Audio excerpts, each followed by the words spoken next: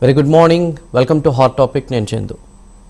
వాళ్ళ అంశం మనం చూసుకుంటే కనుక క్యాబినెట్ భేటీలో బాబు కీలక సూచనలు, వైసీపీ నీరుకొని పెట్టే వ్యూహం ఖరారు, దేవుడి మీద నమ్మకం లేని వాళ్ళు అసత్యాలు చెప్తున్నారనే విమర్శలా చూడాలా? ఆ దిశగా ప్రజల్లో కూటమి నేతలు ఎదురుదాడి ప్రారంభించనున్నారా?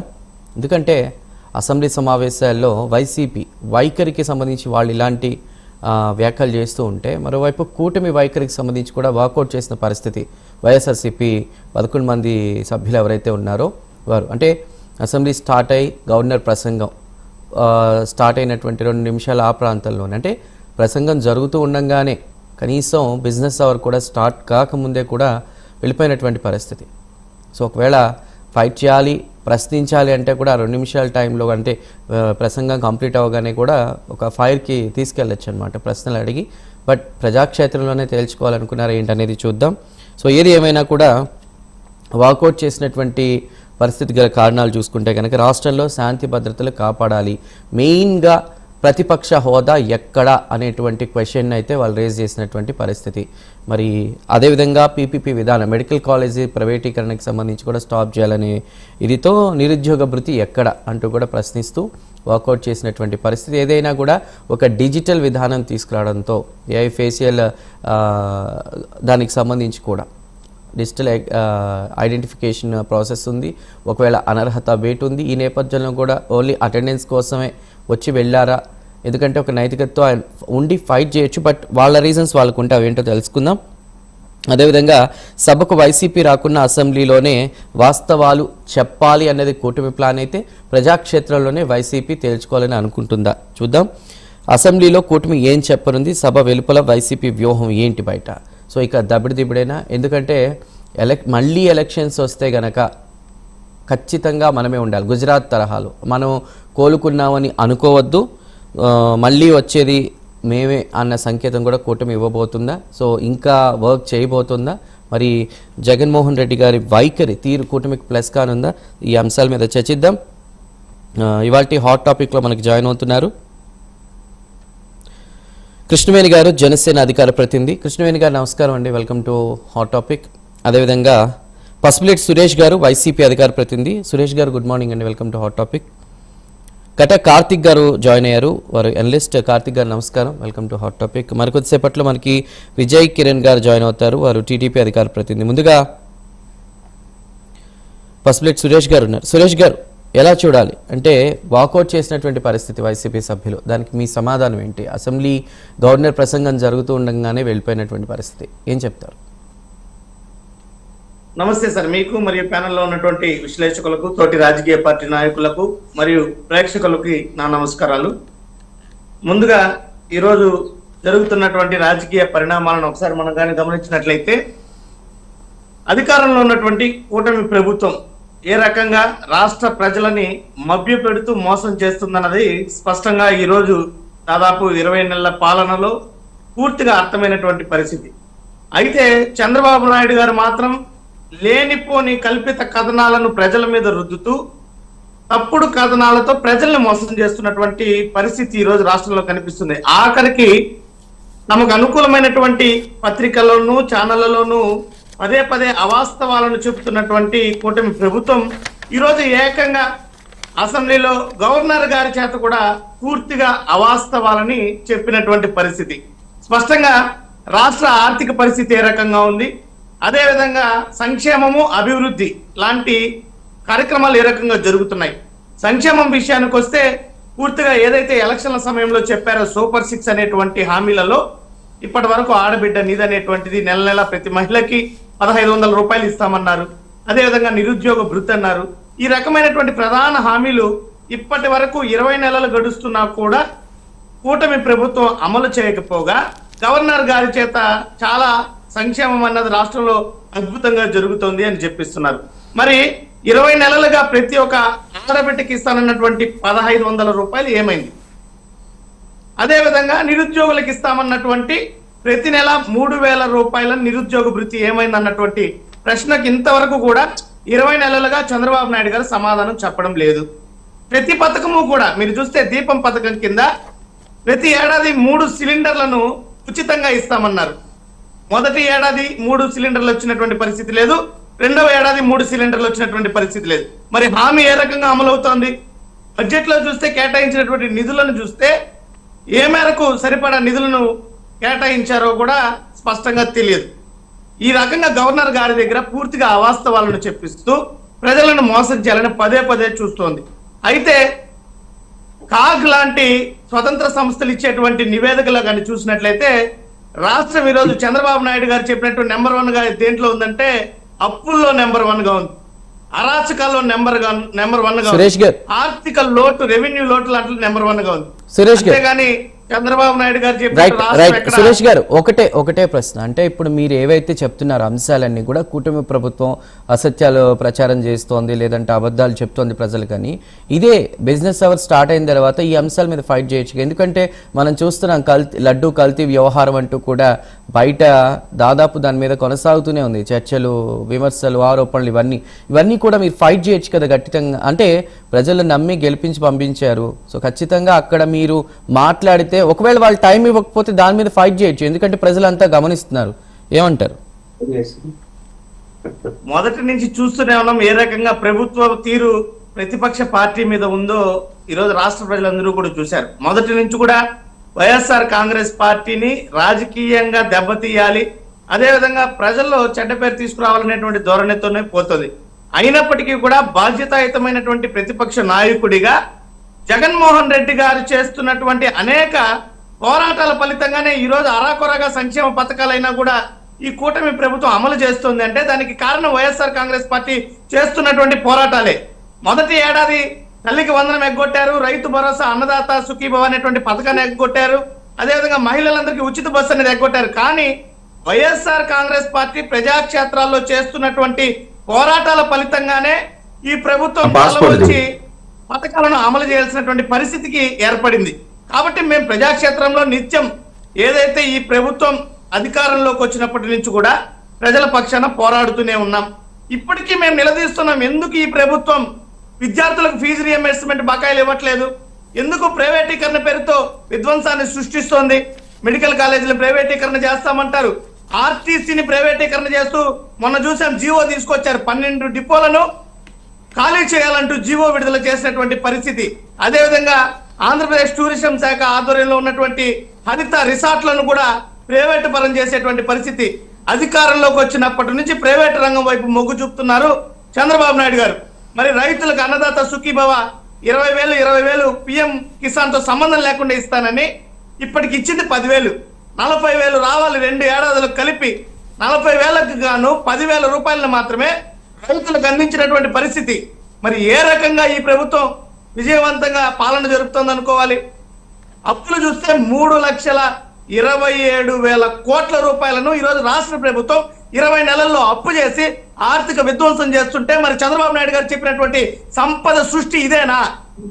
ఈ రకంగా 20 నెలల్లో 3,27,000 కోట్లు చేయడం సంపద సృష్టి అవుతుందా? ఇదేనా చంద్రబాబు నాయుడు గారి విజనరీ? ఈ రకంగా వైఫల్యాలను కప్పిపుచ్చుకోవడానికి లేనిపోని డ్రామాలు, లడ్డీ కల్తీ అయిపోయింది, అక్కడ కల్తీ అయిపోయింది, ఆ కుంభకోణం జరిగింది, ఈ కుంభకోణం జరిగిపోయింది అంటూ కల్పిత కథనాలను, లేనిపోని స్కాములను బయటకు తీసుకొస్తున్నారే తప్ప చంద్రబాబు నాయుడు గారు పూర్తిగా చేస్తున్నది డైవర్షన్ పాలిటిక్స్ మాత్రమే. ప్రజలకు ఇచ్చినటువంటి హామీలు అమలు చేయడం లేదు. అభివృద్ధిని చూస్తే, మీరు పారిశ్రామిక ప్రగతిని చూస్తే గాన గతంలో జగన్మోహన్ రెడ్డి గారి సంస్కరణ తాలూకు వచ్చినటువంటి కంపెనీలు ఏదైతే గ్రీన్ ఎనర్జీలో కానీ, గ్రీన్ హైడ్రోజన్, గ్రీన్ అమోనియా లాంటి ప్రాజెక్టులు, ఫ్యాక్టరీలు ఈరోజు జగన్మోహన్ రెడ్డి గారి సంస్కరణలో భాగంగా వచ్చిన వాటినే మళ్ళీ మేము తెచ్చామంటూ గొప్పలు చెప్తున్నారు. దానికి ఉదాహరణ ఆదాని గూగుల్ డేటా సెంటర్ కూడా జగన్మోహన్ రెడ్డి గారి హయాంలో జరిగినటువంటి ముందడుగు మాత్రమే తప్ప ఈ ప్రభుత్వం సాధించింది ఏమీ లేదు. ఈ రకంగా చెప్పుకుంటూ పోతే అనేక రకాలైనటువంటి వైఫల్యాలు కూటమి ప్రభుత్వం చేస్తుంటే, కానీ ప్రచారాలు మాత్రం చాలా ఆర్భాటంగా చేస్తూ కేవలం ప్రచారాలకు మాత్రమే పరిమితం అయిపోయింది కూటమి ప్రభుత్వం. రైట్ సురేష్ గారు మాట్లాడతాం. విజయ్ కిరణ్ గారు ఉన్నారు, టీడీపీ అధికార ప్రతినిధి. విజయ్ కిరణ్ గారు నమస్కారం అండి, good morning. Sir good morning అండి. విజయ్ కిరణ్ గారు, దేవుడి మీద నమ్మకం లేని వాళ్ళు అసత్యాలు చెప్తున్నారనే విమర్శలు మనం చూస్తున్నాం కూటమి నుంచి. అంటే అసెంబ్లీ సాక్షిగా కూడా ఫైట్ చేయబోతున్నారా, ముందుకు వెళ్ళబోతున్నారా, ఆ దిశగా కూటమి నేతలు ప్రజల్లోకి వెళ్ళబోతున్నారా, వాళ్ళు ప్రజాక్షేత్రంలో తేల్చుకునే విధానం కనిపిస్తుంది. ఎందుకంటే గవర్నర్ ప్రసంగం ఉండగానే కూడా వాకౌట్ చేసిన పరిస్థితి చాలా అంశాల మీద, అంటే నిరుద్యోగ భృతి కావచ్చు, లేదంటే ప్రస్తుతం ప్రతిపక్ష హోదాకు సంబంధించి బయట లా అండ్ ఆర్డర్ సరిగా లేదు అన్న అంశము, పీపీపీ విధానం, మెడికల్ కాలేజ్ ప్రైవేటీకరణకు సంబంధించి ఇలా పలు రకాల అంశాల మీద మాట్లాడారు. ఏదైనా తప్పుడు కథనాలతో ముందుకు వెళ్తుంది కూటమి, ఇది కరెక్ట్ కాదని వైసీపీ వారి ఆరోపణలు ఉన్నాయి. దానికి మీరేమంటారు? సార్ మీకు ప్యానల్ సభ్యులు ప్రేక్షకులందరూ కూడా గుడ్ మార్నింగ్ అండి.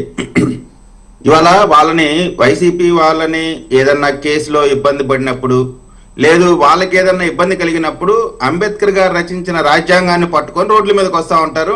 కొత్తగా ఈ మధ్య అంబేద్కర్ గారి రాజ్యాంగం పైన ప్రేమ వచ్చింది. అందరికి కూడా ఈ రోజున రాజ్యాంగ విలువలు, రాజ్యాంగం అంబేద్కర్ గారు అని చెప్పి పాట పాడుతూ ఉన్నారు. గతంలో ఇదే అంబేద్కర్ గారికి వీరు చేసినటువంటి అవమానాలన్నిటిని కూడా ప్రజలు మర్చిపోలేదు, ఎవరు కూడా మర్చిపోరు కూడా. అక్కడితో అయిపోలా, ఇప్పుడు కూడా రాజ్యాంగాన్ని అవహేళన చేస్తూ ఉన్నారు. ప్రజాయుతంగా ప్రజలు ఎన్నుకుని మీరు రాజ్యాంగబద్ధంగా అసెంబ్లీకి వెళ్ళండి, అసెంబ్లీలో సమస్యలపైన చర్చించండి అని చెప్పి వారికి పంపిస్తే సహజంగా రాజ్యాంగబద్ధంగా ఎమ్మెల్యేకు ఉన్నటువంటి విధులేంటి? అసెంబ్లీకి వెళ్ళడం అనేది ఖచ్చితంగా పాటించాల్సినటువంటి ఒక నియమం. కానీ వీళ్ళు మాత్రం ఎక్కడా కూడా రాజ్యాంగానికి విలువ ఇవ్వకుండా అసెంబ్లీకి రాకుండా కేవలం మీరు ఇది చెప్తా ఉంటారు కదా, మా జగనన్న సింహం సింగిల్ అని. సింహం కాదు, పాడు కాదండి, పిల్లి కంటే భయస్తులు అనేటువంటిది ఈ రోజున అర్థమైపోయింది. ఎందుకంటే ఈ రోజున ఏ ద్వారా అటెండెన్స్ ని క్యాప్చర్ చేసేటువంటి పరిస్థితి పెట్టినప్పుడు ఖచ్చితంగా రాకపోతే డిస్క్వాలిఫై అయిపోతాము. ఆ డిస్క్వాలిఫై అయిపోతే మళ్ళీ ఎన్నికలు జరిగితే ఉన్న 11 సీట్లు కూడా ఓడిపోతాము. కారణం చేసినటువంటి ప్రజాపాలన, ప్రజలకు ఒక పక్కన సంక్షేమం, మరొక పక్కన అభివృద్ధి ఇస్తున్నటువంటి ఈ ప్రభుత్వం. లా అండ్ ఆర్డర్ కి సంబంధించిన అంశంలో బ్రదర్ సురేష్ కి ఇంకా వైసీపీ పరిపాలన ఉన్నటువంటి అంటే మీరు చెప్తుంది అలా కాదు, మీరు చెప్తుంది రాష్ట్రం కోసం కాదు, అనర్హత వీటి పడుతుందని చెప్పి వచ్చారంటారా? 100% చెప్తున్నానండి. వాళ్ళు ప్రజల కోసమో లేదా రాజ్యాంగానికి విలువ ఇచ్చే వాళ్ళు అయితే అసెంబ్లీలో కూర్చొని సమస్యల పైన లేదా కనీసం ఇప్పుడు ఏదో చెప్తా ఉన్నారు కదా సురేష్ గారు, అది చేయలేదు ఇది చేయలేదని. సురేష్ గారిని అన్న పెట్టండి, వాళ్ళ ఎమ్మెల్యేలతో రాజీనామా చేపించి సురేష్ లాంటి వాళ్ళన్న పంపించండి, వాళ్ళని అసెంబ్లీకి వస్తారేమో. ఇప్పుడు వీళ్ళు మాట్లాడేటువంటి దానికి బోడిగుండికి మోకాలికి ముడిపెట్టి మాట్లాడుతూ ఉన్నారు. ఏ సమస్య అయినా సరే అత్యంత ఉన్నతమైనటువంటి ప్రదేశం, ప్లాట్ఫాము, సమస్యల గురించి మాట్లాడటానికి అసెంబ్లీకి మించినటువంటి వేదిక ఇంకోటి ఉండదు. కాబట్టి అక్కడ మాట్లాడకుండా ఇక్కడ మాట్లాడుతున్నారు. అలా కాదు విజయ్ గారు, ఇప్పుడు వీళ్ళు వాకౌట్ చేశారు, వెళ్ళిపోయారు, బిజినెస్ అవర్ వరకు ఉండలేదని అంటున్నారు. సో ఒకవేళ వాళ్ళందరి దగ్గర వాళ్ళ ప్రశ్నలకి మంత్రులందరి దగ్గర కూడా వాళ్ళు అడుగుతున్నటువంటి వాటికి సమాధానాలు ఉన్నాయి మీ దగ్గర? సార్ వాళ్ళు పోయిన కారణం ఏంటి? వీళ్ళు కేవలం డిబేట్ లో మాత్రమే మాట్లాడుతున్నారంటే కారణం ఏంటి? అసెంబ్లీలో వాళ్ళు ఏ అంశం పైన మాట్లాడినా విత్ ఫుల్ డేటాతో, రికార్డుతో, అధికారులతో పాటు రికార్డుతో కూర్చోన్నటువంటి ఎమ్మెల్యేలు, మంత్రులు రెడీగా ఉంటారు. వీళ్ళు చెప్పే కళ్ళపల్లి మాటలు నమ్మేటువంటి పరిస్థితి, అంకెలతో సహా అక్కడ ఇచ్చేటువంటి పరిస్థితి ఉంటది. కాబట్టి సమస్యల గురించి మాట్లాడటానికి వాళ్ళకి చెప్పాలంటే ప్యాంటు తడిసిపోతా ఉంటది. అందుకనే మీరు వాకౌట్ కూడా చేయలే వాళ్ళు. మీరు చూస్తే జనరల్ గా అసెంబ్లీకి వచ్చి ఏదైనా సమస్య పైన మాట్లాడి ఆ సమస్యలో వాళ్ళు సాటిస్ఫై అవ్వకపోతే వాకౌట్ చేస్తారు. ఎవరు జనరల్ గా ఎప్పుడైనా జరిగేది. కానీ భారతదేశంలోనే మొట్టమొదటిసారి మాకు ప్రతిపక్ష హోదా ఇవ్వండి అని పోరాటం చేసినటువంటి కామెడీ రాజకీయ పార్టీ ఏదన్నా ఆంధ్రప్రదేశ్ లో ఉందంటే అది కేవలం వైఎస్ఆర్ కాంగ్రెస్ పార్టీ. ఎందుకంటే ప్రజలు నీకు ఎమ్మెల్యే, మంత్రిగా ముఖ్యమంత్రిగా ఉండడానికి అవకాశం ఇలా, ప్రతిపక్ష నాయకుడిగా కూడా నీకు అవకాశం ఇలా, కేవలం నువ్వు ఎమ్మెల్యేగా మాత్రమే ఉండు, ఎమ్మెల్యేగా విధులు నిర్వర్తించని చెప్పి నీకు అవకాశం ఇస్తే ప్రజల తీర్పును అవహేళన చేస్తూ ఎమ్మెల్యేగా చేయాల్సినటువంటి పనులు చేయకుండా చేస్తున్నదేంటి? గంజాయి మొత్తులో తూజే వాళ్ళని పోలీసులు పట్టుకుంటే వాళ్ళని కొడితే వీళ్ళు వెళ్ళి అటెండ్ అవుతారు. ఇష్టం వచ్చినట్టు నోరికి ఇష్టం వచ్చినట్టు అదుపు లేకుండా మాట్లాడితే దాన్ని వెనకేసుకొస్తా ఉంటారు. మీరు చూడండి, మా నాయకుడు, మా చంద్రబాబు నాయుడు గారు మా పార్టీకి సంబంధించిన ఎమ్మెల్యేతో సహా అందరూ ఏదైనా రాజ్యాంగ వ్యతిరేకంగా ఏదైనా పని చేస్తే వారిపైన ఎఫ్ఐఆర్ కట్టినటువంటి ప్రభుత్వం. ఆ ప్రభుత్వం, జగన్మోహన్ రెడ్డి గారి ప్రభుత్వం, ఒక మనిషిని చంపి డోర్ డెలివరీ చేస్తే 48 గంటలు పట్టింది ఎఫ్ఐఆర్ బుక్ చేయడానికి. ఒక ఎమ్మెల్సీ చంపి ఇంటికి తీసుకొచ్చిన డెడ్ బాడీని, అది కులం తీసేయండి, ఆ దళితుడా పేదవాడ ఎన్ని తీసేయండి, మీ పార్టీకి సంబంధించిన ఎమ్మెల్యే ఒక మర్డర్ చేసి ఒక పేద కుర్రవాడిని, ఆ కుర్రవాడిని వాడే తీసుకొచ్చి డోర్ డెలివరీ చేస్తే అటువంటి వ్యక్తికి ఎఫ్ఐఆర్ కట్టగా 48 గంటలు పట్టింది. నిన్న చూస్తే అదే అనంతబాబుని ఒక పక్క తువ్వాడు శ్రీనివాస్, వీళ్ళిద్దరిని కుడి చేతిలో ఒకరిని ఎలం చేతిలో ఒకరు పట్టుకొని ముందుకు నడుస్తా ఉన్నారు. అక్కడే అర్థమైతా ఉంది వీళ్ళ యొక్క రాజకీయ దివాలా కోరితనం. వీరు చెప్పేవన్నీ కూడా అబద్ధాలు. అంబటి రాంబాబు మాట్లాడేటువంటి మాటలు, అతను పూర్తిగా నన్ను అరెస్ట్ చేయండి, చేయాల్సిందే, నేను జైలుకి వెళ్లాల్సిందే, ఎందుకంటే ప్రజల్లో ఐడెంటిటీ పోయింది.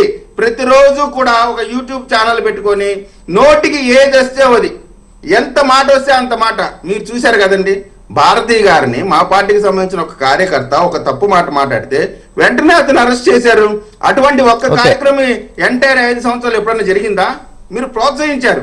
బోరగడ్డ అనిల్ లాంటి వాళ్ళని ప్రోత్సహించారు, శ్రీరెడ్డి లాంటి వాళ్ళని ప్రోత్సహించారు, పంచ్ ప్రభాకర్ లాంటి లఫుట్ ని మీరు పెంచి పోషించారు. ఈ రోజు కూడా పంచ్ ప్రభాకర్ తో మిథున్ రెడ్డి లాంటి వాళ్ళందరూ వెళ్ళి కలిసి వస్తా ఉన్నారు. కాబట్టి వీళ్ళకి ఏ ఒక్క అంశం పైన కూడా మాట్లాడేటువంటి నైతిక హక్కు లేదు. ఎందుకంటే మేము అధికారంలోకి వచ్చిన దగ్గర నుంచి కూడా సంక్షేమం, అభివృద్ధి, గూగుల్ డేటా సెంటర్ అంటే వీళ్ళు తీసుకొచ్చారంట. ఇదే వీళ్ళు ఏమన్నారు, గూగుల్ డేటా సెంటర్ అంటే ఏమీ లేదు, ఒక అట్టపెట్టి లాంటిది, ఒక వాచ్మ్యాన్ ఉంటాడు, గూగుల్ డేటా సెంటర్ తో వచ్చేది సార్, ఏమి లేదు అన్నటువంటి వీళ్ళే ఈ రోజున గూగుల్ డేటా సెంటర్ చాలా అద్భుతం, ప్రపంచంలో ఎవరు తేలేకపోయారు, కూటమి అంటే వీళ్ళే ఒప్పుకుంటున్నారు. మా గొప్పతనాన్ని ఒప్పుకుంటూనే దాన్ని ఒప్పుకోలేక ప్రజల యొక్క మన్నలు పొందడానికి వీళ్ళకి ఇష్టం లేదు కాబట్టి దాన్ని తక్కువ చేయాలని వాళ్ళ నాయకుడంట. వాళ్ళ నాయకుడి విధ్వంసం తప్ప అభివృద్ధి లేదా పరిస్థితి ఉందండి. రైట్, కృష్ణవేణి గారు, నెక్స్ట్ టార్గెట్ 2029 అంటే జగన్మోహన్ రెడ్డి గారి వైఖరి ప్రస్తుతం కూటమికి ప్లస్ కాబోతుందని అనుకోవచ్చా? సో ఇంకా గవర్నర్ ప్రసంగం ఉండగానే ఆయన బయటకు వెళ్ళిపోయారు. వాళ్ళు ప్రజాక్షేత్రంలోనే ఫైట్ చేసేటువంటి పరిస్థితి కనపడుతోంది, ఏమంటారు?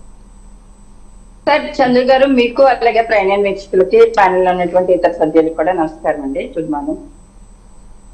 జగన్మోహన్ రెడ్డి గారు మాకు అనుకూలము, లేకపోతే ఆయన చేసేటువంటి పనులు మాకు అనుకూలము అని అనుకోవడం కాదు సార్. మాకు ప్రజలు నమ్మకంగా కూటమి ప్రభుత్వానికి ఒక అధికారాన్ని కట్టబెట్టారు. అధికారం వచ్చిన దగ్గర నుంచి కూడా కూటమి ప్రభుత్వం, గౌరవ ముఖ్యమంత్రి గారు కావచ్చు, డిప్యూటీ సీఎం పవన్ కళ్యాణ్ గారు కావచ్చు, రోజుకి 18 గంటలు కష్టపడి పనిచేస్తున్నటువంటి విధానాన్ని కూడా చూడొచ్చు. అంటే జగన్మోహన్ రెడ్డి గారు గత 5 సంవత్సరాల్లో ఏం చేశారన్నది కూడా నిన్న గౌరవ గవర్నర్ గారు ప్రసంగంలోనే మనం వినొచ్చు సార్. అంటే ఇక్కడ వైసీపీ సైకోయిజం ఎంతవరకు వెళ్ళిపోయిందంటే, గవర్నర్ గారు ఒక రాజ్యాంగబద్ధమైనటువంటి పదవిలో ఉన్నటువంటి వ్యక్తి, ఆయన మీద వైసీపీ మొన్న కోటి సంతకాల సేకరణని తీసుకుని వెళ్ళింది కూడా గవర్నర్ గారి దగ్గరకే. కానీ ఒక రకంగా చెప్పాలంటే ఆయన ఒక పార్టీకి ముడిపెట్టి మాట్లాడారు. అంటే టీడీపీ ఇచ్చినటువంటి స్క్రిప్ట్ మాత్రమే గవర్నర్ గారు చదివారని చెప్పడం, అంటే ఇది వైసీపీ ఒక బుద్ధలేనితనానికి, ఒక ఎంతటి వ్యక్తుల మీదైనా సరే కానీ బురదేసేటువంటి ఒక నీచమైనటువంటి సంస్కృతికి ఎలా అలవాటు పడిందో నిన్న గౌరవ గవర్నర్ గారిని సంబోధించి మాట్లాడడంలోనే అర్థమవుతుంది సార్. ఇది రాష్ట్ర ప్రజలందరూ కూడా గమనిస్తూ ఉన్నారు. వాళ్ళ గౌరవ గవర్నర్ గారు కూడా రాష్ట్రంలో జరుగుతున్నటువంటి ప్రతి అభివృద్ధిని, ప్రతి సంక్షేమాన్ని అన్నింటినీ పరిగణలోకి తీసుకొని నిజంగా ప్రభుత్వం తప్పు చేస్తూ ఉంటే ఆయన ప్రథమ పౌరుడిగా రాష్ట్రానికి వారించి కంట్రోల్లో పెట్టేటువంటి పరిస్థితి ఉంటుంది. కానీ ఆయన ప్రశంసిస్తూ నిన్న మాట్లాడారు అంటే అభివృద్ధి దిశగా ఎంత ముందుకు వెళ్తుంది రాష్ట్ర ప్రభుత్వం అన్నది చూసారు కాబట్టి గౌరవ గవర్నర్ గారు కూడా మాట్లాడడం జరిగింది. ఆయన కూడా వీళ్ళు ఏమి అంటే నానాభూతులు మాట్లాడేటువంటి వ్యక్తులు, రకరకాల అంటే ఒక పదవికి ఏ విలువ ఉంటది, ఏ గౌరవం ఉంటది అన్నది కూడా మర్చిపోయి మాట్లాడడం అనేది సమంజసం కాదు. మీ కింద స్థాయి క్యాడర్ కూడా వసంతరెడ్డి సురేష్ గారు ఏ విధంగా గవర్నర్ గారిని మాట్లాడుతూ ఉన్నారో ఒకసారి దాన్ని కంట్రోల్ చేయవలసినటువంటి బాధ్యత కూడా ఉంది. ఒక పార్టీకి సంబంధించినటువంటి వ్యక్తి కాదు, ఒక ప్రభుత్వానికి సంబంధించినటువంటి వ్యక్తి గవర్నర్ గారు అంటే అది కూడా గమనించాలని కోరుతున్నాం.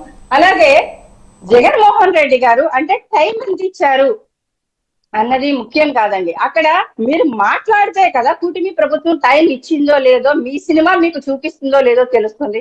గవర్నర్ గారు కూడా నేను చెప్పారు, 5 సంవత్సరాల్లోని అభివృద్ధి లేకుండా శూన్యం అయిపోయింది రాష్ట్రం అని ఆయన మాటల్లోనే అర్థమవుతూ ఉంది. ఇవాళ అభివృద్ధి సంక్షేమాన్ని 2 కళ్ళుగా చేసుకుని కూటమి ప్రభుత్వం ముందుకెళ్తుంది అన్నది ఆయన మాటల్లోనే చెప్పడం జరిగింది. అది సీఎం గారో డిప్యూటీ సీఎం గారో బలవంతంగా చెప్తే చెప్పేటువంటి వర్డ్స్ కాదన్నది కూడా గమనించాలి. ఒక విధానం ఒక పరిషత్లో మాట్లాడుతున్నప్పుడు ఏ రకంగా దాని మీద ఒక కసరత్తు చేసి గవర్నర్ గారు మాట్లాడతారు అన్నది కూడా మీరు ఒకసారి అర్థం చేసుకోవాలి. అలాగే అవాకులు చవాకులు మాట్లాడడానికో లేకపోతే ఎలా పడితే అలా మాట్లాడడానికో, రాజ్యాంగబద్ధమైనటువంటి పదవుల్లో ఉన్నటువంటి వ్యక్తుల్ని ఎలా పడితే అలా మాట్లాడకూడదు అన్నది కూడా క్యాడర్ కు ముందు క్రమశిక్షణ నేర్పాలని మరొకసారి చెప్తున్నాం. జగన్మోహన్ రెడ్డి గారికి ఎలాగా క్రమశిక్షణ లేదు, ఆయన చుట్టూ ఉండేటువంటి బ్యాచ్ కి ఎటువంటి క్రమశిక్షణ లేదు. డర్టీ పాలిటిక్స్ తప్ప డర్టీ పిక్చర్ చూపించారు నిజంగా 5 సంవత్సరాల్లో రాష్ట్రంలో ప్రజలందరికీ కూడా. కానీ ఇవాళ అదే డర్టీ పాలిటిక్స్ బయటకు చేస్తూ ఉన్నారు. అంటే నిరసన జరపడానికో లేకపోతే మీరు అటెండెన్స్ చేసుకొని అక్కడ మీరు అసెంబ్లీకి హాజరయ్యారని చెప్పడంతో ఇక్కడ చూస్తే మీ ఛానల్లో ఏమని చెప్తారు, అక్కడ టీడీపీ ఇరకాటంలో పడిపోయి టీడీపీకి టెన్షన్ లేకపోతే జనసేనకి టెన్షన్, ప్రజాగణమే మాట్లాడబోతున్నాడు జగన్మోహన్ రెడ్డి అంటే మీ క్యాడర్ కూడా అబాసు పాలయ్యేటువంటి పరిస్థితి. వాళ్ళు ఏంటంటే జగన్మోహన్ రెడ్డి పెద్ద ఒక్క మగాడు, ఊపు తోపు, జగన్మోహన్ రెడ్డి ఈ రోజు అసెంబ్లీలో మాట్లాడేస్తాడు, ఆ సింహం సింగిల్ గా అసెంబ్లీకి వెళ్ళిపోయింది, పులి వెళ్ళిపోయింది అని చెప్తూ ఉంటారు.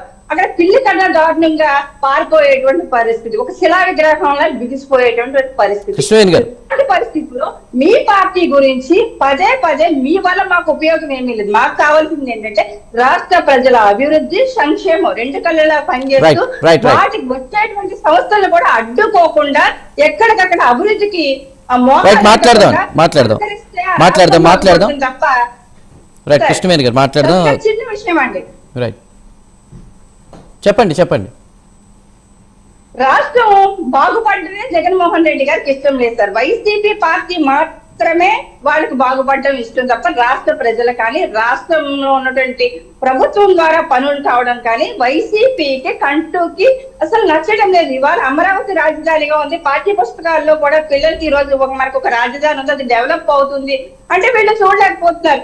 రాష్ట్రం నలుమూల అభివృద్ధి జరుగుతుంది, కొత్త జాతీయ స్థాయిలో ఉన్నటువంటి విద్యా సంస్థలు కూడా ఇక్కడికి వస్తూ ఉన్నాయి, ఎక్కడికక్కడ పారిశ్రామికవేత్తలు ముందుకు వచ్చి పెట్టుబడులు పెడుతూ ఉన్నారు, ఉపాధి హామీ 2 కూడా ముందుకు వెళ్తున్నాయి అంటే అసలు వీళ్ళకి అసలు నచ్చడం లేదు. ప్రతి దానికి వైసీపీ పార్టీ మాత్రమే బాగుపడాలి, వైసీపీ నాయకులు మాత్రమే బాగుపడాలి, వైసీపీ క్యాడర్ మాట్లాడదాం. వాళ్ళ సామాన్యులు బతకడానికి అవకాశం లేదు ఏపీలో అని వస్తున్నటువంటి సంస్థల్లో కూడా అభద్రతా భావాన్ని క్రియేట్ చేసే వీళ్ళు తరిమేసే పరిస్థితుల్లో ఉన్నారు తప్ప రాష్ట్రానికి సహకరించే పరిస్థితుల్లో లేదు. వీళ్ళు చేసేటువంటి చిల్లర పాలిటిక్స్ గురించి మేము పట్టించుకోవాల్సినటువంటి అవసరం కూడా లేదు సార్. రైట్ కృష్ణవేణి గారు మాట్లాడదాం. ఇది పార్టీలకు సంబంధించి కూడా వాళ్ళ కామెంట్స్ మనం విన్నాం కాబట్టి అనలిస్ట్ కట్టా కార్తిక్ గారితో మాట్లాడబోయే ముందు హాట్ టాపిక్లో ఒక స్మాల్ బ్రేక్ తీసుకుని వచ్చేస్తా. బ్రేక్ తర్వాత చంద్రబాబు కీలక సూచనలు చేసినట్టు పరిస్థితి, అదేవిధంగా మరోవైపు చూసుకుంటే కనుక మనం ఇంకా కోలుకున్నామని అనుకోవద్దు, గుజరాత్ తరహాలో ఎప్పటికీ అధికారంలో ఉండాలి, మళ్ళీ వచ్చేది మనమే అన్న సంకేతం ఇచ్చారా, మరోవైపు ఇటు వైఎస్ఆర్సీపీ వాళ్ళు గవర్నర్ ప్రసంగం జరుగుతుండగానే బయటికి వెళ్ళిపోయినటువంటి పరిస్థితి, కేవలం రాష్ట్రం కోసం కాదు అటెండెన్స్ కోసమే వచ్చారన్నట్టుగా కుటుంబ నేతలు ఆరోపణలు చేస్తున్న వేళ కట్టా కార్తిక్ గారు ఏమంటారు చూద్దాం. కార్తిక్ గారు. రాజకీయ పరిభాషలో దాడి ఎదురు దాడి, మాలాంటి వాళ్ళ భాషలో వాదన ప్రతివాదన, ఇది ఎక్కడ జరగాలి? ప్రజాస్వామ్య వేదిక మీద జరగాలి. ప్రజాస్వామ్య వేదిక ఏంటి? అసెంబ్లీ, చట్టసభలు. కానీ చట్టసభలకి రాకుండా ఎవరు ఎక్కడి నుంచి మాట్లాడినా దానికి పెద్ద విలువ ఉండదు. ఇలా వైసీపీ నిన్న అసెంబ్లీకి వచ్చింది, కేవలం కొద్దిసేపు ఉండి తమ నిరసన కార్యక్రమాలు చెప్పి వెళ్ళిపోయింది. ప్రతిపక్ష హోదా ఇవ్వకపోతే మేము అసెంబ్లీకి రాము అని చెప్పేసి ఆ పార్టీ చెప్పడం అనేటువంటిది ఒక నిస్సిగ్గుతనం. ఇప్పుడు పసుపులేటి సురేష్ గారు చాలా విషయాలు చెప్పే ప్రయత్నం చేశారు. మరి వాటిలో నిజాలు ఉండొచ్చు, అబద్ధాలు ఉండొచ్చు, వాళ్ళ పార్టీ వర్షన్ వాళ్ళది. కానీ ఆ వర్షన్ ఎక్కడ వినిపించాలి? అసెంబ్లీలో వినిపించాలి. కానీ అసెంబ్లీకి వైసీపీ ఎందుకని రావటం లేదు? ప్రతిపక్ష హోదా అనే ఒక కారణమైనప్పుడు ప్రతిపక్ష హోదా ఎవరి వారసులు? 2014లో జగన్మోహన్ రెడ్డి గారు ప్రతిపక్ష నాయకుడు. ఎలా వచ్చింది? ఎవరిచ్చారు ఆయనకి? అప్పుడు స్పీకర్ గా ఉన్నటువంటి కోటేరు శివప్రసాదరావు గారు ఏమన్నా భిక్ష వేశారా? కాదు. ఆ రోజు 67 మంది శాసనసభ్యులని ప్రజలు గెలిపించారు కాబట్టి, ఆ 67 మంది తమ పక్ష నాయకుడిగా జగన్మోహన్ రెడ్డి గారిని ఎన్నుకున్నారు కాబట్టి ఆటోమేటిక్ గా ఆయన అపోజిషన్ లీడర్ కాగలిగారు. ఆయనకి ఎవరు భిక్షమైన ఆ రోజు 2019లో జగన్మోహన్ రెడ్డి గారు ముఖ్యమంత్రి అయ్యారు. ఎలా కాగలిగారు? వైసీపీకి 151 మంది ఎమ్మెల్యేలను ప్రజలు గెలిపించారు కాబట్టి, గెలిపించిన ఎమ్మెల్యేలు తమ నాయకుడిగా జగన్మోహన్ రెడ్డి గారిని ఎన్నుకున్నారు కాబట్టి టెక్నికల్ గా గవర్నర్ గారు ప్రమాణ స్వీకారం చేపించారు. అంతేగాని జగన్మోహన్ రెడ్డి గారి మీద ఇష్టంతో, ప్రేమతో జగన్మోహన్ రెడ్డి గారిని ముఖ్యమంత్రిగా చెప్పండి మాట్లాడండి కార్తీక్ గారు. జగన్మోహన్ రెడ్డి గారిని ముఖ్యమంత్రిగా గవర్నర్ గారు నియమించలేదు, దాన్ని టెక్నికల్ గా ప్రమాణ స్వీకారం చేపించారంతే. ఇప్పుడు 2024 సార్వత్రిక ఎన్నికల్లో 2014లో ప్రతిపక్ష హోదా ఇచ్చిన ప్రజలు, 2019లో జగన్మోహన్ రెడ్డి గారిని ముఖ్యమంత్రి చేసిన ప్రజలు, మీరు ముఖ్యమంత్రిగా పనికిరారు, మీ పరిపాలన నాకు నచ్చలేదు, మిమ్మల్ని ప్రతిపక్ష నాయకుడు కూడా లేకుండా మీకు పనిష్మెంట్ ఇస్తున్నామని చెప్పేసి కేవలం 11 సీట్లకే ఆ పార్టీని పరిమితం చేశారు.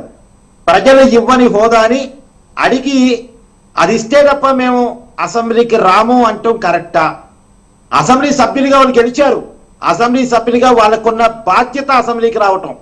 ఎలాగైతే అసెంబ్లీ సభ్యులుగా హక్కులు అనుభవిస్తున్నారు, ప్రోటోకాల్ అనుభవిస్తున్నారుగా, స్టిక్కర్ అనుభవిస్తున్నారుగా, కారికి గన్మెన్లు తీసుకుంటున్నారు కదా, అలవెన్సులు, టీఏలు జీతాలు తీసుకుంటున్నారు కదా, ఎలాగైతే అసెంబ్లీ సభ్యులుగా హక్కులు అనుభవిస్తున్నారో విధులు కూడా చెయ్యాలిగా, మరి బాధ్యతలు కూడా నిర్వర్తించాలిగా. మరి హక్కులు కావాలి కానీ బాధ్యతలు నిర్వర్తించమంటే ఆ బాధ్యత లేని వాళ్ళు సభ్యులుగా అవసరమా? బాధ్యత లేనప్పుడు రాజీనామాలు చేయండి. ప్రజాశత్రువు అంటున్నారు కదా, అక్కడే పోయి మాట్లాడండి. ఇష్యూస్ మీద వైఎస్ఆర్సీపీ మీరు అంటే వాళ్ళ యొక్క వాయిస్ వినిపిస్తున్నారు, బట్ మీరు అంటున్నారు చట్టసభలో మాట్లాడితే దానికి ఒక వాల్యూ ఉంటుందని. అంటే ప్రజలు కూడా అందుకే కదా ఎవరైనా సరే ప్రజలు వాళ్ళు గెలిపించి పంపించినప్పుడు మా సమస్యల మీద ఫైట్ చేయాలన్న నమ్మకంతో వాళ్ళని గెలిపించి పంపిస్తారు.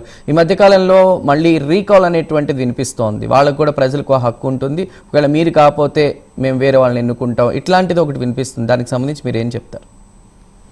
ఖచ్చితంగా ప్రజలకు హక్కు ఉండాలండి. ప్రజల మనోభావాన్ని కించపరచడం కదా ఇది. ప్రజలు ఎందుకు ఎమ్మెల్యేని ఎన్నుకుంటారు? ప్రజలు తమ ట్యాక్సుల ద్వారా వచ్చే ఆదాయాన్ని జీతాలుగా ఇస్తూ, వాళ్ళకి అలవెన్సులు ఇస్తూ, వాళ్ళకి ప్రోటోకాల్ ఇస్తూ, వాళ్ళకి గన్మెన్లు ఇస్తూ ఎందుకు తమ శాసనసభ్యులుగా వాళ్ళని ఎన్నుకుంటారు? ఓటేసి మరి అసెంబ్లీలోకి వెళ్ళి మా తరపున మాట్లాడతారు అని, చట్టాలు చేసే చోట ఉంటారు అని, చట్టాలు చేసే చోట మా వాదన వినపడిద్ది అని చెప్పేసి. ఇప్పుడు అసెంబ్లీ అనేది రాష్ట్రం మొత్తం చూస్తూ ఉంటది, మొత్తం అది లైవ్ టెలికాస్ట్, అన్ని వర్గాల ప్రజలు చూస్తూ ఉంటారు, అన్ని రాజకీయ పార్టీల కార్యకర్తలు చూస్తూ ఉంటారు. పార్టీలకు సంబంధం లేకుండా అందరూ ప్రజలు చూడగలిగేటువంటి కార్యక్రమం అసెంబ్లీ అనేటువంటిది. అక్కడ పోయి మాట్లాడితే వీళ్ళేం మాట్లాడతారు, వాళ్ళేం చెప్తారు, అంతమంగా జనం డిసైడ్ చేసుకుంటారు. ఇప్పుడు వైసీపీ ఒక వాదన వినిపిస్తుంది, దానికి కౌంటర్ గా కూటమి మరొక వాదన వినిపిస్తుంది. ఏ వాదన కరెక్ట్ అనేది అంతిమంగా ప్రజలు డిసైడ్ చేసుకుంటారు. తమకు అవకాశం వచ్చినప్పుడు ఏ వాదనకి మొగ్గు చూపుతారు అనేది ప్రజలు ఇష్టం. కానీ మేము అసెంబ్లీకే పోము, మేము బయట ఉండి మాట్లాడుకుంటాం అంటే ఎందుకు? ఇక అసెంబ్లీ మీద గౌరవం లేకపోవటమా? మనం చూసాం జగన్మోహన్ రెడ్డి గారిని జనవరి 26 రోజు కనీసం జెండా ఎగరేయడానికి కూడా రాలేదు. అంటే దేశం మీద అనుకున్నటువంటి భక్తి. నిజానికి ఈ దేశంలో అన్ని రాజకీయ పార్టీల అధ్యక్షులు కూడా అధికారంలో ఉన్న వాళ్ళేమో ప్రభుత్వ పరంగా ఎగరేశారు, అధికారం లేని వాళ్ళేమో పార్టీ కార్యాలయాలు ఎగరేశారు. కానీ ఒక జగన్మోహన్ రెడ్డి గారు తప్ప మిగతా అందరు జాతీయ దేశంలో ఉన్నటువంటి రాజకీయ పార్టీలు ఎవరైతే రిజిస్టర్డ్ రాజకీయ పార్టీలు ఉన్నాయో వాళ్ళంతా హాజరయ్యారు. ఒక కేసీఆర్ కొంత అనారోగ్య కారణాలతో హాజరు కాకపోయి ఉండొచ్చు, కానీ ఇది ఒక్కరోజేనా అంటే అది కూడా కాదు. ఆగస్టు 15 నాడు కూడా జెండా వందనాన్ని జగన్మోహన్ రెడ్డి గారు దూరంగా ఉన్నారు. ఈసారి ఒక్కసారికి ఏదైనా కారణారీత్యా దూరం అయ్యారనుకోవడానికి కూడా లేదు. ఆయనకి ఈ దేశం మీద గౌరవం లేదా? ఈ దేశ రాజ్యాంగం మీద గౌరవం లేదా? ఈ దేశ ప్రజల మీద గౌరవం లేదా? ఇక్కడ ఉన్న ప్రజల మనోభావాల మీద గౌరవం లేదా? చాలా క్లియర్ గా చెప్పుకోవాల్సినటువంటి అవసరం ఉంది. ఇక్కడ ప్రజలకు సమాధానం చెప్పాల్సినటువంటి అవసరం ఉంది. మీరు అసెంబ్లీ సభ్యులుగా ఉండదలుచుకున్నప్పుడు ఎందుకు జీతాలు, ఎందుకు ప్రోటోకాల్, ఎందుకు గన్మెన్లు, ఎందుకు ఇవ్వాలి ప్రజలు ఇవన్నీ? మీకు రాజీనామాలు చేయండి, రాజీనామాలు చేసి బయటే ఉండి మాట్లాడుకోండి. రైట్. సురేష్ గారు ఏమంటారు? సురేష్ గారు సార్, ఇప్పుడు సోదరులు విజయ్ కిరణ్ గారు మాట్లాడుతూ జగన్మోహన్ రెడ్డి గారికి వైఎస్ఆర్ కాంగ్రెస్ పార్టీకి అంబేద్కర్ గారి రాజ్యాంగం అవసరానికి గుర్తొస్తుంది. వాళ్ళకి అసలు కావాల్సినప్పుడు మాత్రమే అంబేద్కర్ గారిని కానీ భారత రాజ్యాంగాన్ని కానీ గుర్తు చేసుకుంటారు అని మాట్లాడారు. జగన్మోహన్ రెడ్డి గారికి అంబేద్కర్ గారి పట్ల కానీ భారత రాజ్యాంగం పట్ల కానీ ఏ రకమైనటువంటి ప్రాధాన్యత ఉంది, విలువనిస్తారన్న దానికి నిదర్శనమే విజయవాడలో దేశంలోనే అతిపెద్ద అంబేద్కర్ గారి విగ్రహాల్లో ఒకటైనటువంటి 125 అడుగుల అంబేద్కర్ గారి విగ్రహంతో ఏర్పాటు చేసినటువంటి అంబేద్కర్ గారి స్మృతివనం. ఈ రకమైనటువంటి కార్యక్రమంతో వారు అంబేద్కర్ గారిని ఏ రకంగా గౌరవిస్తారన్నది యావత్ దేశానికి చూపించినటువంటి పరిస్థితి. మరోవైపు మా సోదరి కృష్ణవేణి గారు మాట్లాడుతూ జగన్మోహన్ రెడ్డి గారికి క్రమశిక్షణ అనేది లేదు అని మాట్లాడారు. వారు క్రమశిక్షణ అంటే అవసరానికి కమ్యూనిస్టులని పక్కకు చేర్చుకొని మళ్ళీ కమ్యూనిస్టులతో విడిపోవడమా? అవసరానికి బిఎస్పీ లాంటి పార్టీలతో జతకట్టి విడిపోవడము క్రమశిక్షణ? నా తల్లిని దూషించారు, తెలుగుదేశం పార్టీని, నారా లోకేష్ గారిని క్షమించను అని తిరిగి మళ్ళీ వారితో జతకట్టి పదవులు పొందడం క్రమశిక్షణ? సొంత పార్టీని ఏర్పాటు చేసుకొని రాజకీయ లక్ష్యాలు కానీ ఉన్నత ఆశయాలు కానీ పెట్టుకొని ముందుకెళ్లాల్సినటువంటి పార్టీ అధ్యక్షుడు మరొక పార్టీని 15 ఏళ్లు మోస్తాననడము క్రమశిక్షణ? ఈ రకమైనటువంటి క్రమశిక్షణ అయితే మాకు అవసరం లేదు. ప్రజల కోసం నిరంతరం పోరాడటమే జగన్మోహన్ రెడ్డి గారి క్రమశిక్షణ.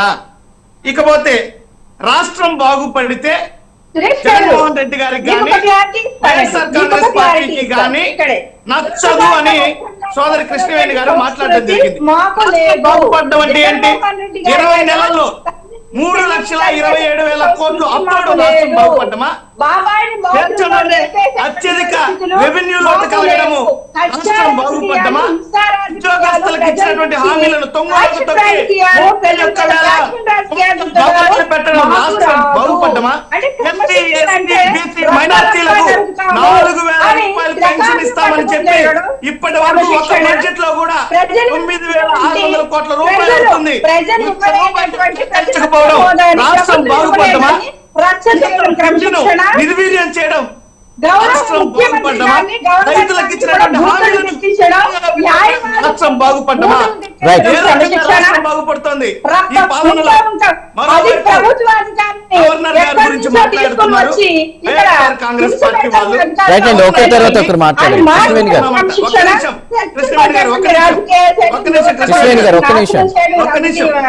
క్రమశిక్షణ అంటే జగన్మోహన్ రెడ్డి గారికి ఒక్క నిమిషం కృష్ణవేణి గారు మీరు మాట్లాడేటప్పుడు నేను ఇంటరప్ట్ చేయలేదు. కృష్ణవేణి గారు ఈ రకంగా మంచి కృష్ణవేణి గారు ప్లీజ్ అండి ఒక్క నిమిషం. కృష్ణవేణి గారు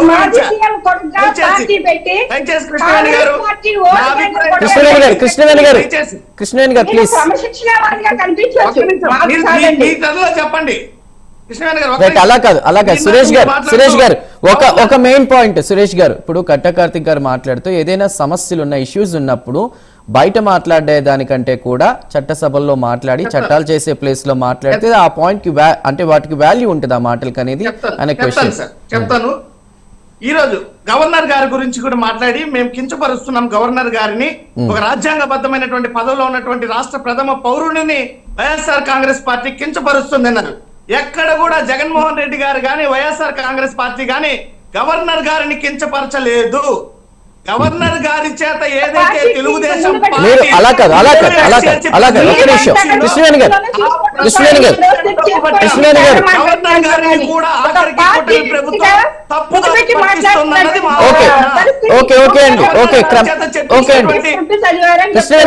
కృష్ణవేణి గారు వారిని మాట్లాడిద్దాం. సురేష్ గారు క్రమశిక్షణ ఈ రకమైతే డిబేట్ సాగదు. అవునా ఒక నిమిషం క్రమశిక్షణ మంచి పద్ధతి కాదు. సురేష్ గారు మీరు లేవనెత్తినటువంటి అంశాలకు మా వివరణ ఇస్తా, ఆ తర్వాత మీ అభిప్రాయం చెప్పండి. ఈరోజు మీరు గవర్నర్ గారి మీద ఈ రకంగా వైఎస్ఆర్ కాంగ్రెస్ పార్టీ మీద బురద జల్లడం మంచి పద్ధతి కాదు. మేము ఏదైతే మాట్లాడామో గవర్నర్ గారి చేత కూటమి ప్రభుత్వం ఇన్ఫ్లుయెన్స్ చేసి పూర్తిగా అవాస్తవమైనటువంటి ప్రసంగాన్ని చేసేలా చేసిందన్నది వైఎస్ఆర్ కాంగ్రెస్ పార్టీ వాదన మాత్రమే. ఇక్కడ మేము చెప్పాం, పూర్తి గణాంకాలు ఇచ్చాం. రాష్ట్ర ఆర్థిక పరిస్థితి అవునండి, గురించి చెప్పాం. కరెక్టే. సంక్షేమం అలా గురించి కాదు చెప్పాం. సురేష్ గారు, మీరు చెప్పింది ఓకే, నిజమే, యాక్సెప్ట్ చేస్తాం. ఆ పాయింట్స్ అన్ని నోట్ చేసుకుని బిజినెస్ అవర్ స్టార్ట్ అవగానే మీరు వాటి మీద ఫైట్ చేయొచ్చు కదా. ప్రసంగం జరుగుతుండగానే వెళ్ళిపోవడం ఎందుకు? అది క్రమశిక్షణ అవుతుందా? రెండోది, మీరు ఇందాక అంబేద్కర్ విగ్రహానికి సంబంధించి మాట్లాడారు. విగ్రహాలను పెట్టడం కాదండి, ఆయన ఆశయాలను ముందుకు తీసుకువెళ్ళాలి. ఆయన రాసిన రాజ్యాంగాన్ని మనం గౌరవించాలి కదా. దాన్ని మీరు అలా వైలేట్ చేసి వెళ్ళిపోవడం ఎంతవరకు కరెక్ట్? 1750 కోట్లతో ఈ కూటమి ప్రభుత్వం ఎన్టీఆర్ గారి విగ్రహాన్ని తీసుకొని వస్తుంది. Right, విజయ్ గారు. మరి ఎన్టీఆర్ గారి ఆశయాలను ముందుకు తీసుకెళ్లకన్నా వారిని వెన్నుపోటు పొడిచి ఈ రోజు రాజకీయ లబ్ధి కోసము ఈ కూటమి బాబాయ్ ప్రభుత్వం బాబాయ్ NTR బాబాయ్ విగ్రహాన్ని బాబాయ్ని పెడతాము, కొట్టడానికి అతిపెద్ద మీకు విగ్రహాన్ని ఇంతకంటే ఏం ఎందుకు? మాట్లాడగలుగుతారు కానీ ఇది సార్ ఒకటి రాజకీయమా? అంబేద్కర్ గారిని వారి ఆశయాలను భావితరాలకు సురేష్ గారు నాకు అవకాశం ఇచ్చారు, ఒక్క నిమిషం ఆగండి. ఒక్క నిమిషం, సురేష్ గారు. జగన్మోహన్ రెడ్డి గారు తీసుకొచ్చారు. రైట్ రైట్ ఓకే, విజయ్ గారు చెప్పండి చెప్పండి. ఇంకొకటి సార్, మీరు అసెంబ్లీ ఇస్తాను. గురించి మాట్లాడుతున్నారు. వీళ్ళ ఒక్క నిమిషం సురేష్ గారు, ఒక్క నిమిషం సురేష్ గారు, ఒక్క నిమిషం. వారి ఇందాక ఈరోజు నుంచి రాష్ట్రంలో శాంతి భద్రతలు క్షీణించి ఏ రకమైనటువంటి పరిస్థితులు నెలకొన్నాయో యావత్ ప్రజానికానికి తెలియడానికి కోసమే నిరసన ఒక్క నిమిషం మీరు హోల్డ్ లో ఉండండి. విజయ్ గారు చెప్పండి, విజయ్ గారు మీ పాయింట్ చెప్పండి. సార్ వీళ్ళ జ్ఞానం, వీళ్ళ విజ్ఞానం ఎంతవరకు ఉందో అనేటువంటిది అర్థమైపోతా ఉంది. అంబేద్కర్ గారు అంటే ఏదో 125 అడుగుల విగ్రహం కాదు. అంబేద్కర్ గారు అంటే అంబేద్కర్ గారి ఆలోచన విధానం ప్రపంచానికి ఇచ్చినటువంటి జ్ఞానం, అది అంబేద్కర్ గారు అంటే. అంబేద్కర్ గారు ప్రపంచ మేధావి. వీళ్ళేదో విగ్రహం పెట్టినా పెట్టకపోయినా కూడా ఆయన ఉన్నత స్థానాన్ని ఎవరు కూడా కదిలించలేరు. కానీ భారతదేశంలోనే ప్రపంచంలోనే అంబేద్కర్ గారికి అవమానం చేసినటువంటి జగన్మోహన్ రెడ్డి గారిని దళిత సమాజం ఎప్పటికి కూడా దగ్గర చేర్చుకో. దళిత సమాజమే కాదు, ఆంధ్రప్రదేశ్ ప్రజలు ఎప్పటికి కూడా అతను బహిష్కరించాల్సినటువంటి అవసరం ఉంది.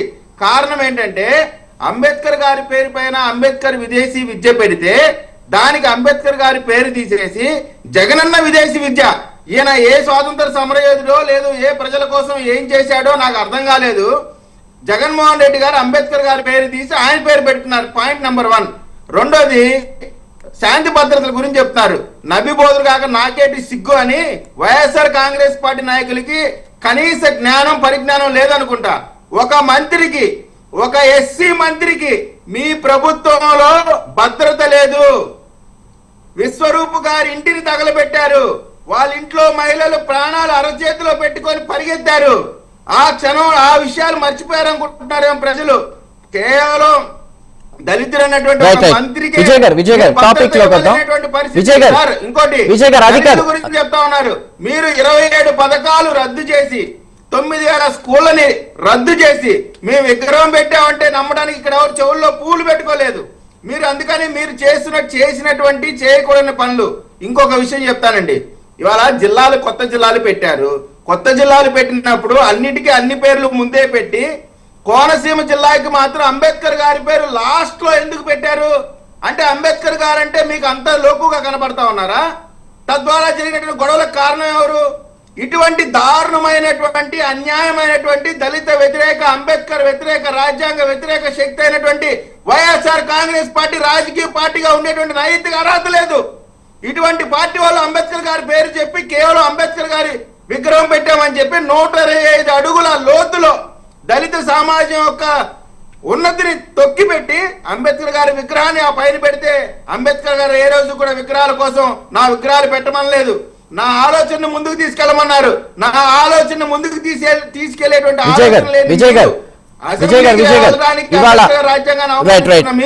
అసెంబ్లీ సమావేశాలకు సంబంధించి మరికొద్దిసేపట్లో క్వశ్చన్ అవర్ తో అసెంబ్లీ సమావేశాలు ప్రారంభం కానున్నాయి కాబట్టి, అంటే వైసీపీ వచ్చినా రాకపోయినా మీ ప్లాన్ ఏంటి? ఎలా వెళ్ళబోతున్నారు? వాస్తవాల్ని ఆ విధంగా వెళ్ళి ఫైట్ చేయబోతున్నారా? ఎలా ఉండబోతుంది? మీరు చూడండి, మాకు 23 సీట్లు వచ్చినప్పుడు కూడా చంద్రబాబు నాయుడు గారు వెన్ను చూపించకుండా పోరాటం చేసినటువంటి గొప్ప నాయకుడు. వీళ్ళ నాయకుడు 11 సీట్లు వస్తే పారిపోతున్నాడు. అసెంబ్లీలో ఫేస్ చేసేటువంటి నైతిక బలం లేని వీళ్ళు. విజయ్ గారు అదే అండి, అది కాదు మీరు ఇప్పుడు 11 అన్నారు. సురేష్ గారు ఏంటండి 11వ తారీఖు 11 మంది ఈ 11, 10, 11 వెళ్ళిపోవడం? ఒక్క నిమిషం ఆగండి సార్. రైట్ ఒక్క నిమిషం సురేష్ గారు, ఒకే మాట. 2029లో మేము అధికారంకి వస్తాం. అధికారంలో రాగానే రాష్ట్రం మొత్తం కూడా రక్తపాతం సృష్టిస్తాం, రప్ప నరుకుతాం, పేకలు కోస్తాం అని చెప్తున్నారు కదా. నిజంగా మీకు ఆ నమ్మకం, దమ్ము, ధైర్యం ఉంటే ఎందుకెళ్ళి ఇవాళ ముద్రేశారు? ఎందుకు వేశారు? మళ్ళీ ఎన్నికలు డిస్క్వాలిఫై అవుతాం, గెలవం అనేటువంటి భయంతోనే కదా. ఇప్పుడు గెలవని వెళ్ళాలంట 29లో గెలుస్తారంట. నేను చెప్తా ఉన్నానండి, వీళ్ళకి 29 కాదు 2039 కూడా వీళ్ళకి గెలిచేటువంటి అవకాశమే లేదు. కారణం ప్రజలకు కావాల్సినటువంటి అభివృద్ధి, సంక్షేమం, భద్రత కల్పిస్తున్నటువంటి, ఉద్యోగులు కల్పిస్తున్నటువంటి ఈ ప్రభుత్వాన్ని ప్రజలు ఎప్పటికి కూడా వదులుకునేటువంటి పరిస్థితి లేదు. ఒకసారి తప్పు చేసి 20 సంవత్సరాలు వెనక్కిపోయామని బాధపడతా ఉన్నారు. కాబట్టి వీళ్ళు ఎప్పటికీ కూడా ఎమ్మెల్యేగా గెలటమే చాలా ఎక్కువైనటువంటి పరిస్థితి అయితే రాబోయే రోజుల్లో ఉంటుందండి. రైట్. సురేష్ గారు, ఈ 11 అనేది ఏంటండి? 11వ తారీఖు 11 మంది 10-11 టైం కూడా వాళ్ళ సర్కిల్ చేసి మరి చూపిస్తున్నారు, బయటకు వెళ్ళిపోతున్నారు అనేది. మరోవైపు ఇప్పుడు ప్రజాక్షేత్రంలో మేము ఫైట్ చేస్తామని మీరు చెప్తున్నారు, కానీ ఇందాక కార్తిక్ గారు అన్నట్టు చట్టసభల్లో మీరు అక్కడ సమస్యల మీద మాట్లాడితే అది ప్రజల్లోకి బలంగా వెళ్తుంది, బయట ఎక్కడ మాట్లాడినా దానికి వాల్యూ ఉండదు అంటున్నారు. దానికి ఫైనల్గా మీరు ఏం చెప్తారు? అసలు ఈరోజు ఏ రకంగా అంటే ప్రతిపక్ష వైఎస్ఆర్ కాంగ్రెస్ పార్టీ మీద ఈ రకంగా వ్యంగ్యాస్త్రాలు పేల్చడంలో చంద్రబాబు నాయుడు గారికి వెన్నతో పెట్టిన విద్య కాబట్టి ఆ శ్రేణులంతా కూడా ఆ రకంగా వ్యంగ్యంగా అంటాం. ఈ యొక్క ప్రభుత్వము మంగళవారం అయితే 1000 కోట్ల రూపాయలు అప్పు చేస్తుంది. మంగళవారం ప్రభుత్వం అయిపోయింది. మరి ప్రతి మంగళవారం అప్పు చేస్తే గానీ పూట గడకనే మంగళవారం ప్రభుత్వంగా ఈ రోజు కూటమి ప్రభుత్వం ఖ్యాతి చెందింది.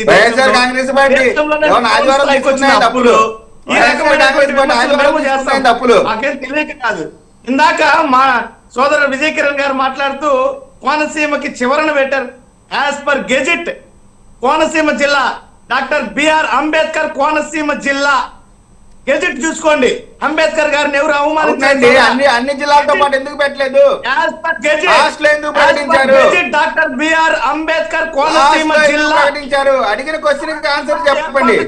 జగన్మోహన్ రెడ్డి గారు, అది జగన్మోహన్ రెడ్డి గారు మహానుభావుడు అంబేద్కర్ గారికి ఇచ్చినటువంటి విలువ ఎక్కడ కూడా మీరు ఇందాక అంబేద్కర్ గారిని అవమానపరిచారు, జగన్మోహన్ రెడ్డి గారిని అంట. 500 కోట్ల రూపాయలు వెచ్చించి దేశంలోనే అతిపెద్ద 125 అడుగుల విగ్రహం పెడితే కనీసం దాన్ని పట్టించుకునే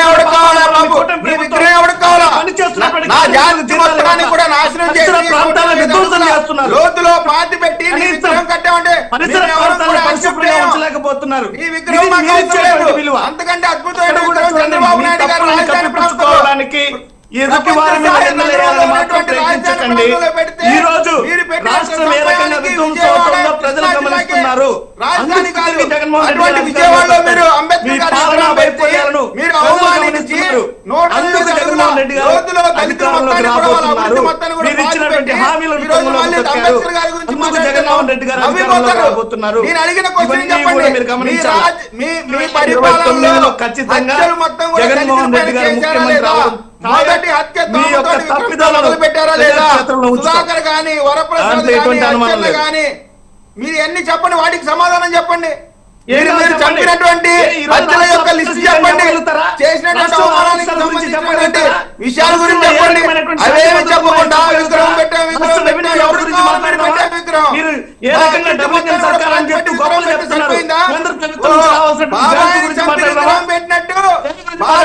చెప్పి అదే చేతులతో వెళ్ళి విగ్రహం పెట్టినప్పుడు ఏ నరికాడో, ఏ అవినాష్ అయితే హత్యలో పాల్గొన్నాడో అదే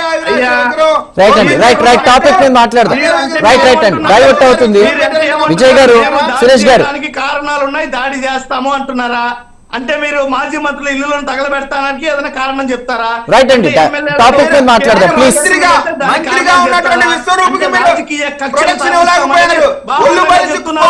ప్లీజ్ అండి, please please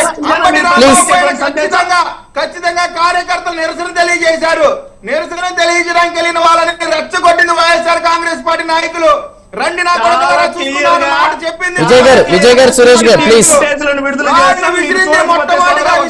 YSR Congress party నాయకులు మీకు తెలియకపోతే ఏ రకమైనటువంటి సంస్కృతి ఇది రాష్ట్రంలో, ఈ రకమైనటువంటి బీహార్ తరహా రాజకీయ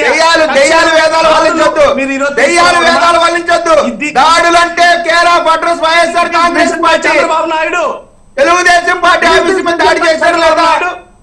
రైట్, అలా కాదు విజయ్ గారు ఒక్క నిమిషం. సురేష్ గారు ప్లీజ్, విజయ్ గారు అలా కాదు, లా అండ్ ఆర్డర్ విషయానికి సంబంధించి కూడా వైసీపీ చాలా గట్టిగా ఫైట్ చేస్తోంది. తిరుపతి ఇన్సిడెంట్ కావచ్చు, రీసెంట్గా మళ్ళీ శ్రీశైలం ఇన్సిడెంట్, భక్తుల మీద పోలీసుల వైఖరికి సంబంధించి కూడా ఓకే, నిన్న క్యాబినెట్ మీటింగ్లో అలా వ్యవహరించి ఉండకూడదు, జాగ్రత్తగా ఉండాలి, మైక్ అనౌన్స్మెంట్ ఉండాలి, ఇవన్నీ మాట్లాడినప్పటికీ కూడా కూటమి ప్రభుత్వం వచ్చిన తర్వాత కూడా చాలా మంది భక్తులు ఆగ్రహం వ్యక్తం చేస్తున్నారు సరిగా లేదు అని చెప్పేసి. దానికి మీరేం చెప్తారు? అదేవిధంగా ఈ అసెంబ్లీలో ఏ విధంగా ముందుకు వెళ్ళబోతున్నారు, మీ వ్యూహం ఏంటి ఫైనల్ గా? ఒకటి, గుళ్ళకు సంబంధించిన అంశంలో తిరుమలకు సంబంధించి కానీ ఎక్కడైనా చిన్న చిన్న పొరపాట్లు జరుగుతున్నాయి తప్ప, అది కూడా అక్కడ ఒక్కళ్ళు ఇద్దరు వల్ల స్వయంగా ఇవాళ ఎవరైతే వీళ్ళు చెప్తా ఉన్నారో అదే అంబటి రాంబాబు తిరుమలకి వెళ్ళి మా ప్రభుత్వంలో కంటే కూడా ఎన్డీఏ కూటమి హయాంలో అద్భుతంగా జరుగుతా ఉంది తిరుమలలో మెయింటెనెన్స్ మొత్తం అని వాళ్ళే ఒప్పుకున్నారు. వాళ్ళే ఒప్పుకొని ఈ రోజున ఏదో కథలు చెప్తా ఉన్నారు. ఇంకొకటి, వీళ్ళ వ్యూహం ఏముందండి? మా వ్యూహం ప్రజలకు మంచి చేయటం, మా వ్యూహం ప్రజలకు అభివృద్ధి చేయటం, రాష్ట్రాన్ని అభివృద్ధి చేయటం, యువతకు ఉద్యోగ కల్పన చేయటం, ఆ రాష్ట్ర సంపదని పెంచడం. వీళ్ళతో వ్యూహం కూడా పెడతాయా? అవసరం లేదు. వారు అడుగుతున్న ప్రశ్న ఏంటండి విజయ్ గారు, స్వాముల మీద లాఠీ చార్జ్ చేయడం ఎంతవరకు కరెక్ట్ అంటున్నారు? స్వాముల పైనే కాదు ఎవరిపైనైనా సరే పోలీసు లాఠీ చార్జ్ చేయడం అనేటువంటి దాన్ని ఎవరు కూడా యాక్సెప్ట్ చేయో. అటువంటి జరిగితే దానిపైన ఖచ్చితంగా విచారణ చేసి దానికి సంబంధించిన దాంట్లో చర్యలు తీసుకుంటాం. వీళ్ళలాగా దున్నపోతులాగా నిద్రపోం. ఏ పని చేయాలి, తప్పు జరిగితే ఆ తప్పు రెస్పాండ్ అవుతాం, తప్పు చేసిన వాళ్ళని శిక్షిస్తాం. దుష్ట శిష్ట రక్షణ చేసేటువంటి ప్రభుత్వం ఈ ప్రభుత్వం. వాళ్ళలాగా రప్ప నరిగే ప్రభుత్వం కాదు. స్వాముల పైన దాడి జరిగినా లేదు ఎవరిపైన దాడి జరిగినా దాన్ని ఖచ్చితంగా మేము ఖండిస్తాం, దానిపైన విచారణ ఫైనల్ గా కృష్ణవేణి గారు మీ వర్డ్స్ ఏంటి? సార్, చంద్రు గారు అదే వీడియో నేను కూడా చూసానండి. స్వాముల మీద దాడి జరిగినటువంటి పరిస్థితి, అక్కడ పోలీసు వారైతే దూకుడుగా వ్యవహరించడం కానీ లాఠీ చార్జ్ చేయడం అనేది తప్పే. కానీ అక్కడ వాళ్ళు ఆ యాక్షన్ తీసుకోకపోతే నిజంగా ఒకరి మీద ఒకరు పడిపోయి ఏ రకంగా ప్రాణ నష్టం కూడా జరిగేంత పరిస్థితి అక్కడ ఉంది. మీరు ఆ వీడియోని కూడా చూసే వాళ్ళు కూడా గమనించాలి. ఒక్కొక్కసారి పోలీసులు యాక్షన్ తీసుకున్నప్పుడు కూడా, కంట్రోల్ చేస్తున్నప్పుడు కూడా వాళ్ళందరూ అలా కాదు కృష్ణవేణి గారు, ఏర్పాట్లు చేస్తుంటే రైట్ ఓకే, ఫ్లోటింగ్ ఉంది నీకు కాదనట్లే, కానీ సరైన ఏర్పాట్లు చేస్తుంటే అలాంటి సిచ్యువేషన్ వచ్చి ఉండేది కాదు. ఎందుకంటే భారీ సంఖ్యలో శివరాత్రి ఆ టైంలో కూడా మరి అలాంటి క్రౌడ్ ఉంటుంది కాబట్టి ఏర్పాట్లు అనేవి ఇంకొంచెం బాగా చేసి ఉంటే బాగుండేది అనేది వినిపిస్తోంది. సో ఫైనల్ గా ఇవాల్టి టాపిక్ మీద కట్ట కార్తిక్ గారు, బిజినెస్ అవర్ వరకు ఉండాలా, అంటే ఫ్యూచర్ లో ఎలా ఉండబోతుంది, అప్పటి వరకు ఉంటేనే కన్సిడర్ చేస్తారా, లేదా ఎలా చూడాలి? ఫైనల్ గా సభ లోపల కూటమి, సభ వెలుపల వైసీపీ, మీ వర్డ్స్ ఏంటి దీనికి సంబంధించి ఫైనల్ గా? సభ లోపల ఒకళ్ళు సభ వెలుపల ఒకళ్ళు అనేటువంటి కాన్సెప్టే కరెక్ట్ కాదు. అసెంబ్లీ నడుస్తున్నప్పుడు అసెంబ్లీ సభ్యులందరూ కూడా అసెంబ్లీలో ఉండేటువంటిది వాళ్ళ బాధ్యత. ఆ బాధ్యత నిర్వర్తించిన వాళ్ళు ఇప్పుడు వైసీపీ అసెంబ్లీని వదిలేస్తే వైసీపీని రాష్ట్ర ప్రజలు వదిలేస్తారు. సో ఆ వదిలేసే పరిస్థితి తెచ్చుకోకుండా ఉంటే వైసీపీ మంచిది అనేది నా వాదన. అధికారం పక్కన పెట్టేస్తే అసలు ఇప్పుడు అధికారం రావటం అంటే ఏంటండి, అసెంబ్లీలో మెజార్టీ సభ్యులు వైసీపీలో ఉంటాం అంతే కదా. అసలు అసెంబ్లీకి రానప్పుడు, అసెంబ్లీని పట్టించుకున్నప్పుడు, అసెంబ్లీ మీద గౌరవం లేనప్పుడు మళ్ళా మమ్మల్ని గెలిపించండి అసెంబ్లీ సభ్యులు కానీ రేపు ఎన్నికల్లో ఎలా అడిగింది వైసీపీ? కాబట్టి అసెంబ్లీని వదిలేసి ఏదో బయట వెలుపల మేము పోరాటం చేస్తాం, వన్ సైడ్ గా మాట్లాడుకుంటాం, మాకంటూ ఒక మీడియా ఉంది, మా మీడియా మమ్మల్ని చూపిస్తుంది అనేది ఆ ఆలోచన కరెక్ట్ కాదు. ఈ ఆలోచన జగన్మోహన్ రెడ్డి గారికి ఎవరు ఇస్తున్నారో, కానీ జగన్మోహన్ రెడ్డి గారు ఆ ట్రాప్ నుంచి బయటికి రాకపోతే మాత్రం అతని నాశనం అతనే కొని తెచ్చుకున్నాడు అవుతాడు. రైట్ కార్తిక్ గారు, రైట్ కట్టా కార్తిక్ గారు, థ్యాంక్ యూ అండి. పసుపులేటి సురేష్ గారు వైసీపీ అధికార ప్రతినిధి, thank you sir. Vijay Kiran గారు టీడీపీ అధికార ప్రతినిధి, థ్యాంక్ యూ అండి. కృష్ణవేణి గారు జనసేన అధికార ప్రతినిధి, అందరికీ కూడా హాట్ టాపిక్ లో జాయిన్ అయినందుకు